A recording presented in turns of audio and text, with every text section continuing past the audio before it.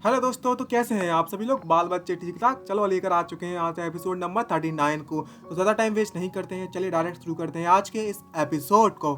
Episode की starting होती है वैन के अपार्टमेंट से, जहाँ पर उसने अपने पूरे के पूरे अपार्टमेंट को अपने मैजिक सर्कल से घेर रखा है ताकि वह वहाँ की सुरक्षा और अच्छे से कर सके।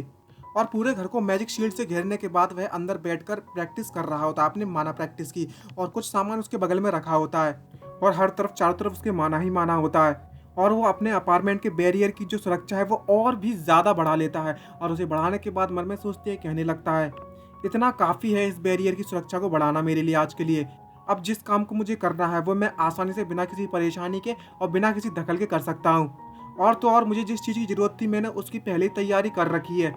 और उसके बगल में काफ़ी सारा सामान रखा हुआ होता है और कहने लगता है, अब सिर्फ एक ही चीज़ बची हुई है, इस स्टोमेनिया को खा लेना, ताकि मेरी बॉडी की जो एनर्जी है वो थोड़ी सी ठीक हो जाए और कंडीशन थोड़ी बेटर हो जाए।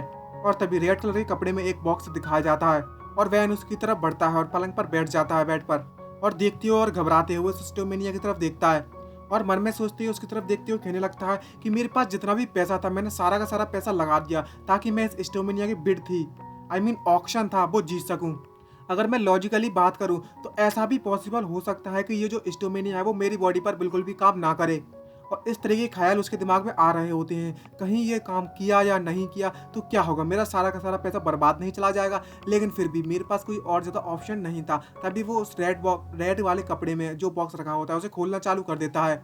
और उस रेड कपड़े के अंदर एक स्टाइलिश बॉक्स रखा होता है। उसे देखते हुए मन में सोचते कहने लगता है, अगर मेरी बॉडी के अंदर ज़्यादा एनर्जी चली गई तो यह बहुत ज़्यादा नेगेटिव इफेक्ट डालेगी मेरी बॉडी पर अच्छे से ज़्यादा। तो लेकिन फिर भी मुझे ये ट्राई करना ही होगा अपनी बॉडी के लिए और पता लगाना होगा कि यह चीज़ सच में मेरे काम भी करेगी या नहीं करेगी। तभी जैसे ही वो बॉक्स खोलता है तो उस बॉक्स के अंदर एक पिल निकल रही, मतलब पिल निकलती है, मतलब मेडिसिन टाइप कह सकते हो, पिल को गोली कहते हैं अपन तो भाई अपने भाषा में। तभी वो गोली देखता है और उसमें से बहुत ज़्यादा माना रिलीज हो रहा होता है और स्मेल आ रही होती है अजीब सी। और पिल को देखते हुए कहने लगता है, अगर मैं इस पिल को ले लूँ तो शायद मेरी जो बॉडी की पेनल्टीज़ हैं वो कुछ कम हो जाएँ। और वो उस बॉक्स में से उस पिल को उठाता है और खाने स्टार्ट कर देता है। और जैसे ही वो उसको खाता है तो अजीब सा कुछ उसे महसूस होने लगता है और वहीं पर वो शांत हो जाता है। और तभी उसे अचानक से एक वेव महसूस होने लगती है एनर्जी की, जिससे कारण उसकी जो बॉडी है वो झेल नहीं पा रही होती, क्योंकि उसकी बॉडी इतनी कमज़ोर होती है कि उस मेडिसिन की जो एनर्जी होती है उसकी बॉडी झेल नहीं पा रही होती है, जिसके कारण उसे बहुत ज़्यादा पेन हो रहा होता है। और वो उस पेन के कारण वहीं पर गिर जाता है। और जैसे ही उसकी बॉडी का पेन बहुत ज़्यादा बढ़ने लगता है तो मन में सोचते कहने लगता है, क्या ये मेरी बॉडी के कारण हो रहा है? मेरी बॉडी सच में इतनी ज़्यादा कमज़ोर है कि इस मेडिकल की जो अफेक्ट है उसे भी झेल नहीं पा रही। शिट, अब मुझे क्या करना चाहिए? मेरे तो बहुत ज़्यादा दर्द हो रहा है पूरी की पूरी बॉडी में। मैं इस चीज़ को अवॉइड करना तो चाहता था लेकिन अब मेरे पास कोई और चारा नहीं बचता। लेकिन अब मुझे माना अपनी बॉडी में फोर्सफुली डालना पड़ेगा। मुझे पता है ये चीज़ बहुत ज़्यादा क्रेजी और इसकी एडिक्शन लग गई तो बहुत ज़्यादा बेकार भी। लेकिन अभी यह समय नहीं है इस सभी चीज़ का सोचने के बारे में। और माना ओवरडोज पेनल्टी के बारे में सोचो, अभी इतना मेरे पास समय नहीं है, जल्दी जल्दी मुझे कुछ करना होगा, नहीं तो मैं टपक जाऊंगा और मैं सहन नहीं कर पाऊंगा। और तभी हमें दिखाया जाता है वो फोर्सफुली माना अपनी बॉडी में डालना चालू कर देता है ताकि वह अपनी बॉडी की कंडीशन थोड़ी सी बेटर कर सके और पिल की एनर्जी को एब्जॉर्ब कर सके। और अगर मैं यहाँ पर बेहोश हो गया और मेरी बॉडी का जो टेम्परेचर है वो काफ़ी ज़्यादा मात्रा में बढ़ गया तो मैं यहीं पर मर जाऊंगा। तो मुझे अगर बचना है तो मुझे अपनी बॉडी को माना से रेनफोर्स करना पड़ेगा और पावरफुल बनाना पड़ेगा। तभी हमें दिखाया जाता है वो अपने माना को ही अपनी बॉडी में डालना चालू कर देता है और अपनी टॉलरेंस को और भी ज़्यादा बढ़ा लेता है। और जैसे ही अपनी टॉलरेंस को बढ़ा लेता है तो उसकी जो बॉडी होती है वो इस कंडीशन में आ जाती है कि वो उस मेडिसिन के अफेक्ट को एब्जॉर्ब कर सके। और तब उसे चैन की सांस आती है। और तभी इतनी ज़्यादा एनर्जी लेने के बाद उसे बहुत ज़्यादा प्यास लग रही होती है, क्योंकि उसकी बॉडी का टेम्परेचर बढ़ चुका है और उसका सब डिहाइड्रेशन होना स्टार्ट हो जाता है। और डिहाइड्रेशन को कम करने के लिए वह पानी की बोतल उठाता है और लगातार पीना चालू करता है। और कहने लगता है कि अगर मुझे डिहाइड्रेशन अवॉइड करना है तो मुझे लगातार पानी पीना होगा, जितना हो सके उतना। और तो और मुझे चाहे कुछ भी हो जाए जगते रहना पड़ेगा। अगर मैं बेहोश हो गया तो मेरा स्वाहा हो जाएगा। और जैसे तैसे करके वह समय गुजर जाता है। तभी नेक्स्ट सीन में हमें दिखाया जाता है वैन को, जो कि अपने बेड पर लेटा हुआ होता है और उसकी बॉडी इस कंडीशन में हो रही होती है, उसके आसपास कितना ज़्यादा कचरा और कितनी ज़्यादा गंदगी पड़ी हुई होती है। तो ये बॉडी की टॉक्सिन है गाइस। काफ़ी ज़्यादा मांगास में हमने देखा होगा कि पिल लेकर बॉडी के टॉक्सिन निकल आते हैं। भाई ऐसी पिल मुझे भी चाहिए। अरे यार कोई बता दो, अगर किसी को पता हो कहाँ मिलती है। खैर ये सब बकवास बंद करो, ये सपने पूरे तो ना होने वाले।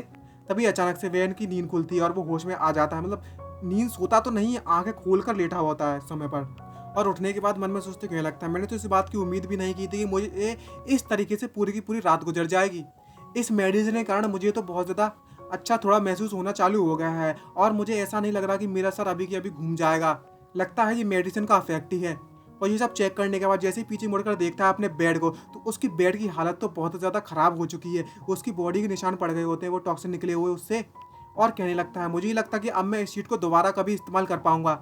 और मुझे लगता है कि मेरी बॉडी में इतनी ज़्यादा मात्रा में टॉक्सिन बन गए थे, क्या ये ऐसा हो सकता है? तभी उस जो टॉक्सिन निकले होते हैं उसको सूंघना चालू कर देता है और जैसे सूंघता है वो कहने लगता है मुझे पता था ये सारी की सारी जो स्मेल है वो वाइपर की आ रही है। इसका मतलब यह हुआ कि ये सारे के सारे जो टॉक्सिक है वो वाइपर से आए हुए हैं। और तो और जितने भी टॉक्सिक है मेरी बॉडी में, वाइपर के अलावा भी और भी टॉक्सिक थे, वो भी निकल चुके हैं क्या? खैर कुछ भी खाओ, जो मेडिसिन मैंने इस्तेमाल की थी वो पैसा वसूल मेडिसिन थी। और तो और मैंने मेडिसिन के जरिए अपने बॉडी के पूरे टॉक्सिन को बाहर निकाल दिया है और उसका इस्तेमाल करने के बाद भी मेरी बॉडी को कुछ भी हानि नहीं पहुंची है और ना ही मुझे कुछ बेकार सा फील हो रहा है। मुझे फ्रेश महसूस हो रहा है। अगर मेडिसिन के इफेक्ट को ओरिजिनली देखा जाए तो मुझे ऐसा महसूस होना चाहिए जैसे कि कई सारी सुइयां मेरे में चुभने में लगी हुई थी और बहुत ज़्यादा दर्द होना चाहिए था। जैसे ही मैं अपनी बॉडी को माना से हेड वॉश करना बंद कर दिया था तब ऐसा इफेक्ट होना चाहिए था। अब जबकि मेरे मेडिसिन लेने के बाद भी मुझे मेरे शरीर में कोई भी सिम्टम्स महसूस नहीं हो रहे हैं और ना ही मुझे कोई परेशानी आ रही है, तो जो मैंने माना ओवरडोज लिया था उसका भी कोई साइड इफेक्ट नहीं हुआ है। और तो और यहाँ पर दूसरी तरफ भी देखा जाए तो इसमें कोई एक्स्ट्रा इफेक्ट भी नहीं दिख रहा है मुझे। जस्ट टेम्पररी इस पेनल्टी इफेक्ट को भी कम करना मेरे लिए काफ़ी ज़्यादा फायदेमंद है और ये मेरे लिए काफ़ी, और मुझे इससे ज़्यादा कुछ ज़रूरत नहीं है अभी के लिए तो। और उस बॉक्स को चेक करते बंद कर देता है और बताता है कि आखिरकार मैंने एक तरीका तो ढूंढ लिया कि मैं अपनी बॉडी की जो पेनल्टीज है उसे कम कर सकूं। और तभी उसे एक हफ्ता अपने घर में निकल जाता है और बताता है कि एक हफ्ते बाद ही मुझे इस मेडिसिन के इफेक्ट के बारे में सही से पता चला है और मेरी बॉडी किस तरीके से किस कंडीशन में आ गई है और उसकी बॉडी पहले से काफ़ी ज़्यादा बेटर कंडीशन में आ गई है। और बताता है कि अब वह बिना स्लीपिंग पिल्स के भी सो सकता है बिना किसी परेशानी के। तो इसलिए मैंने पूरे के पूरे हफ्ते बढ़िया आराम किया है, जितना हो सके उतना। अब जबकि मैंने काफ़ी ज़्यादा आराम कर ही लिया है तो जाकर मुझे एक और रिक्वेस्ट ले लेनी चाहिए था, क्योंकि मेरे जो पैसे हैं वो ऑलमोस्ट ख़त्म ही हो चुके हैं और मेरे पास कुछ भी नहीं बचा, क्योंकि सारे के सारे पैसे मैंने उस मेडिसिन में लगा दिए थे। उस मेडिकल मेडिसिन को बाय करने के लिए मेरे सारे पैसे निपट चुके हैं, मेरे पास कुछ नहीं बता। तभी वो मोबाइल में जेनी का नंबर चेक करता है और जैसे ही जेनी को कॉल करता है तो वो उसको कॉल नहीं कर पाता है। ये देखकर वो सरप्राइज होता है और मुझे लगता है ये कॉल क्यों नहीं लग रहा है, क्या जेनी का मोबाइल है वो ऑफ है? अगर ऐसी बात है तो मुझे उसके बार में जाकर उसे चेक करना पड़ेगा और उससे मिलना पड़ेगा। तभी वह वहाँ से अपने कपड़े वपड़े तैयार होकर वहाँ से निकल जाता अपने घर से जेनी के बार की तरफ। और रास्ते में जाते हुए हमें दिखाया जाता है वैन को और पूरी की पूरी रास्ते भर उसे कोई नहीं दिखता और पूरा का पूरा जो शहर होता है वो खाली पड़ा होता है। ये देखकर वो कहने लगता है यहाँ पर कुछ तो गड़बड़ है, यहाँ ऐसा पहला तो नहीं था और सारे के सारे लोग गए कहाँ पर? और तो और इस सिटी का जो इंटरनेट है वो भी बंद हो चुका है, क्या यहाँ पर कुछ सीरियस होने में लगा है? जबकि यहाँ पर डाटा वर्क नहीं कर रहा है। तभी हमें उस बारटेंडर को दिखाया जाता है जेनी के बार में और तभी बारटेंडर उससे कहने लगता है काफ़ी समय बाद मिले और बैन उस बार में आ जाता है। तभी वो इधर उधर देखता है और उस बारटेंडर से पूछने लगता है आखिरकार जो जेनी है वो कहाँ पर है। तभी बारटेंडर उसे बताता है और उससे कहने लगता है कि जेनी को समन कर लिया गया है। अब मुझे नहीं पता वो किस तरीके के रैंडम ऑफिस में फिर रही होगी इस समय पर। तभी एकदम से सरप्राइज होता है ये सुनने के बाद बैन और उसे पूछने लगता है क्या इस बल्कान सिटी में कुछ अजीब सा चल रहा है क्या? ये सुनने के बाद बारटेंडर टोटली सरप्राइज होता है और पूछने लगता है उससे क्या तुम पूरे के पूरे हफ्ते सोते रहे थे क्या? ये तो वाकई में बहुत ज़्यादा अजीब है, तुम इस तरह के क्वेश्चन मुझसे पूछ रहे हो। तभी बारटेंडर उससे पूछने लगता है क्या तुमने फ्लिनोम के बारे में न्यूज़ सुनी है क्या? तभी वैन बताता हाँ थोड़ी बहुत सुनी तो थी, तो इसे बताना मेरे लिए काफ़ी ज़्यादा आसान होगा। जो फ्लिनोम का एनवी ग्रुप था वो यहाँ पर लास्ट मंथ में आने वाला था, लेकिन अचानक से उनका जो शेड्यूल है वो बदल चुका है और लास्ट वीक उन्होंने नोटिफिकेशन दे दिया कि वे यहाँ पर आ रहे हैं। और उस नोटिफिकेशन के कारण पूरा का पूरा जो बल्कान है उसमें अलग ही माहौल चल रहा है, बहुत ज़्यादा सीरियस।